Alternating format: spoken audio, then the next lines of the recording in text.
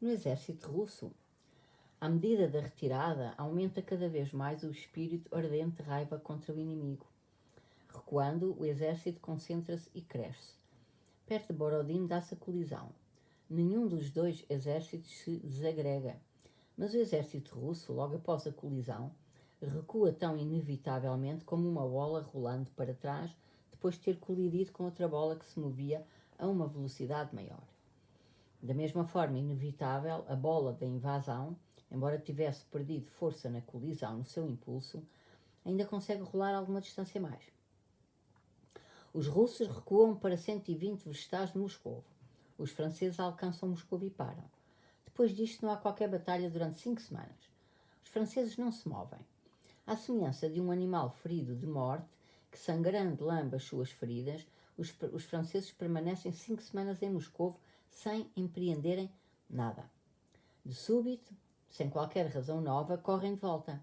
Precipitam-se para a estrada de Kaluga e, depois de uma vitória, sendo que voltaram a vencer uma batalha no campo das cercanias de Moiloiaroslavets, sem entrarem em mais qualquer batalha séria, aceleram ainda mais a sua marcha de regresso até Smolensk. Até para lá de Smolensk, de Vilna, do rio Berezina e ainda mais para lá. No final da tarde de 26 de agosto, Kutuzov e todo o exército russo tinham certeza de que a batalha de Borodin tinha sido ganha. Foi por isso que Kutuzov escreveu ao imperador. Kutuzov mandou o exército preparar-se para um novo combate que derrotasse definitivamente o inimigo. E não foi porque quisesse enganar alguém, mas porque sabia que o inimigo estava vencido, do mesmo modo que o sabia cada participante da batalha. Porém, na mesma noite e no dia seguinte começaram a chegar as notícias, umas atrás das outras, sobre baixas nunca vistas, sobre a perda de metade do exército. Uma nova batalha ficava assim fisicamente impossível.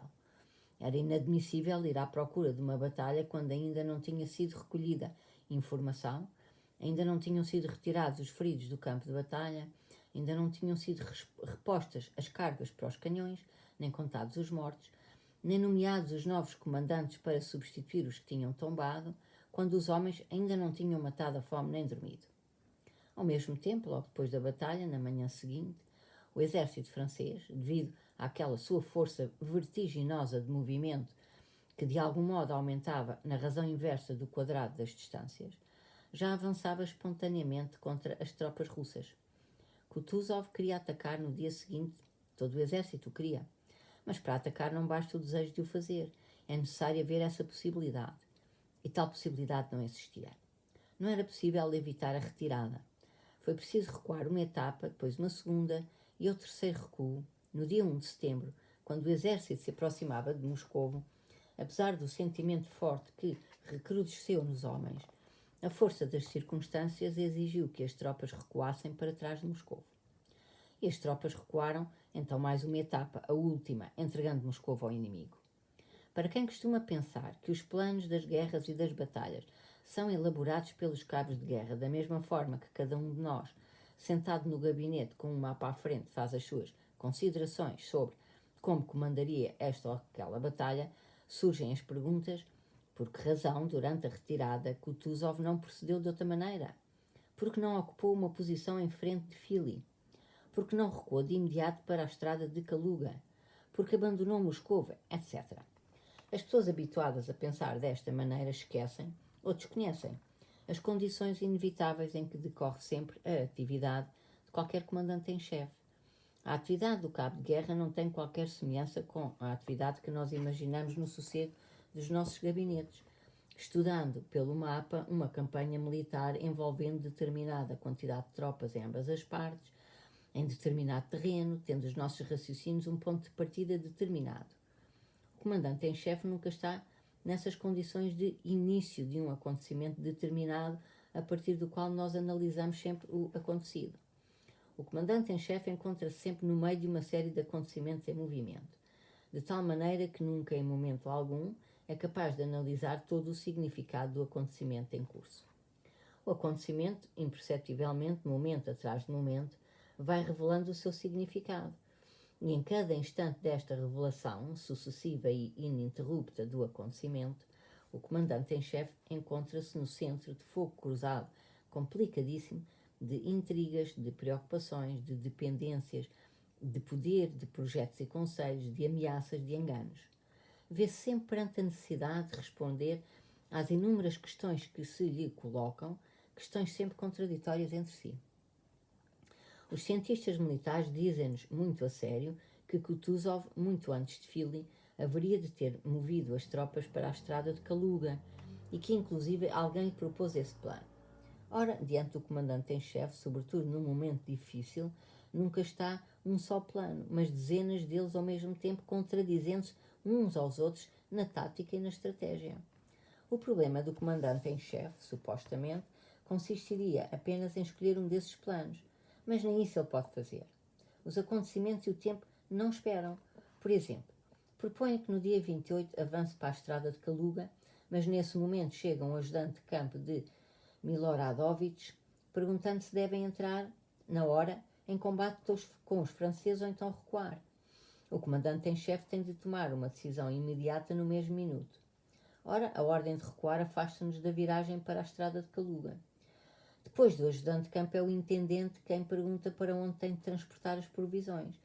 É o chefe do hospital que quer saber para onde tem que levar os feridos. É o correio de Petersburgo que traz uma carta do imperador não admitindo a possibilidade de abandonar Moscou. É o rival do comandante em chefe que lhe quer fazer a cama, entre aspas. Existem sempre mais do que um, propondo um novo plano diametralmente oposto ao que defende a saída para a estrada de Kaluga. São as forças físicas do comandante em chefe que exigem sono e recuperação.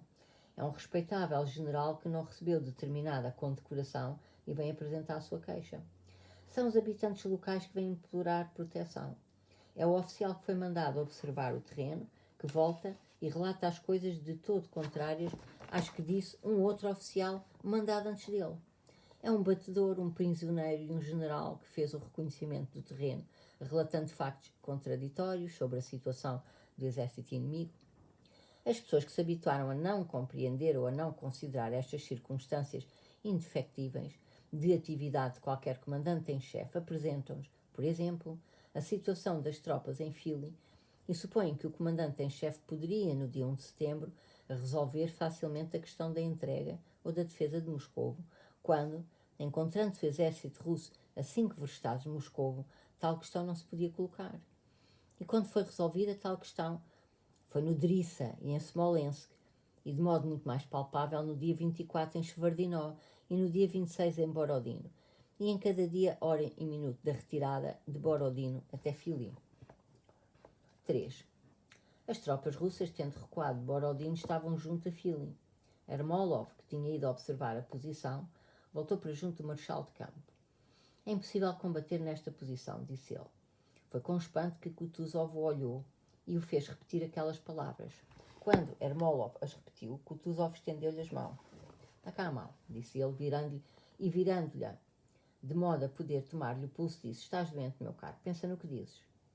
No monte Poklonaya, a 6 verstás da porta de Dogoromilovo, Kutuzov saiu da carruagem e sentou-se no banco à beira da estrada. Reuniu-se à volta dele uma chusma de generais. O conde Rastopchin, vindo de Moscou, juntou-se a eles. Toda esta brilhante sociedade, dividida em vários círculos, falava entre si das vantagens e desvantagens da posição, da situação das tropas, dos planos previstos, da situação de Moscou, enfim, questões militares no geral. Todos sentiam que, embora não tivessem sido convocados e a reunião não pudesse ser chamada de Conselho de Guerra, o era de facto. Todas as conversas giravam à volta das questões gerais. Mesmo que alguém tivesse conhecimento e informasse sobre notícias de caráter pessoal, fazia-o num sussurro, voltando de imediato aos problemas gerais. Não havia ali brincadeiras, risos, sorrisos. Todos, com esforço evidente, tentavam manter-se à altura da situação. E todos os grupos, conversando, tentavam manter-se o mais perto possível do comandante em chefe, cujo banco fazia de mesa da reunião. E falavam de maneira a que ele pudesse ouvi-los. O comandante em chefe ouvia e de vez em quando pedia que repetissem o que se dizia à sua volta. Mas ele próprio não se metia na conversa nem exprimia qualquer opinião. Na maioria das vezes, depois de ouvir o que se dizia em algum dos grupinhos, deixava de lhe prestar atenção com ar desiludido, como se não falassem do que lhe interessava saber. Alguns falavam da posição escolhida, criticando nem tanto a posição em si, mas as capacidades mentais dos que a tinham escolhido. Alguns tentavam provar que o erro já tinha sido feito antes, que teria sido necessário entrar em combate havia já 2 dias. Outros falavam da Batalha de Salamanca, tema levantado pelo recém-chegado francês Crossard, que envergava farda espanhola. Este Crossard, juntamente com um dos príncipes alemães ao serviço do exército russo, analisava o cerco de Saragoça, prevendo a possibilidade de se defender Moscovo da mesma maneira. No quarto grupinho, o conde Rastopchin dizia que ele, com a milícia moscovita, estava pronto a morrer às portas de Moscovo, mas que não podia deixar de lamentar aquela situação indefinida em que o tinham posto, e que, se tivesse sido informado antes, a coisa agora seria outra. No quinto grupinho, expondo a profundidade das suas considerações estratégicas, falava-se da direção que deveriam seguir as tropas. No sexto grupinho reinava o absurdo total. O rosto de Kutuzov tornava-se cada vez mais preocupado e triste. De todas as conversas, Kutuzov deduzia só uma coisa: não havia qualquer possibilidade física, no pleno sentido destas palavras, de defender Moscovo.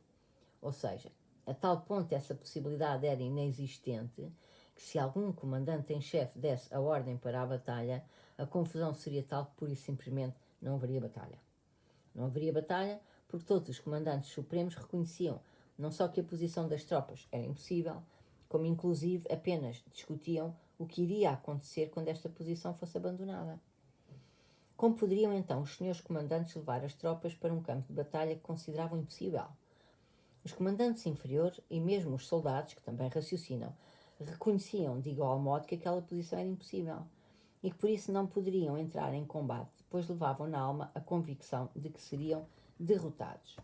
Se Bennigsen insistia na defesa desta posição, e se os outros ainda continuavam a analisá-la, a questão já não tinha qualquer importância em si, mas apenas como pretexto para discussão e intriga. Kutuzov compreendeu.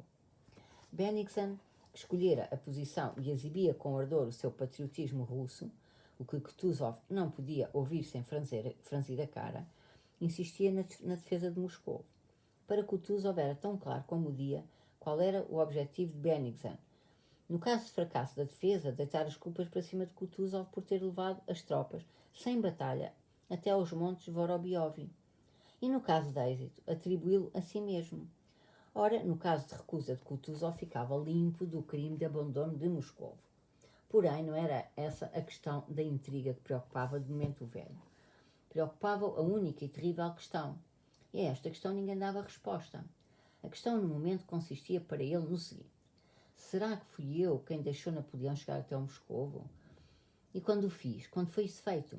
Será que foi ontem, quando mandei a Platov a ordem de retirada? Ou anteontem, ao princípio da noite, quando fiquei sonolento e mandei dizer a Bennigsen que providenciasse as disposições necessárias? Ou ainda antes? Mas quando? Quando foi determinada tão terrível coisa? Moscovo tem de ser abandonada, as tropas têm de recuar, é preciso dar esta ordem. Dar a ordem terrível afigurava-se a mesma coisa que desistir de comandar o exército. Ora, Kutuzov, além de gostar do poder, estava habituado a tê-lo. As honras dadas a Prohorovski, que fora seu chefe na Turquia, irritavam-no. Estava convencido de que lhe tinha sido predestinado salvar a Rússia e que tinha sido apenas por isso, contra a vontade do imperador e por vontade do povo, que tinha sido eleito comandante em chefe.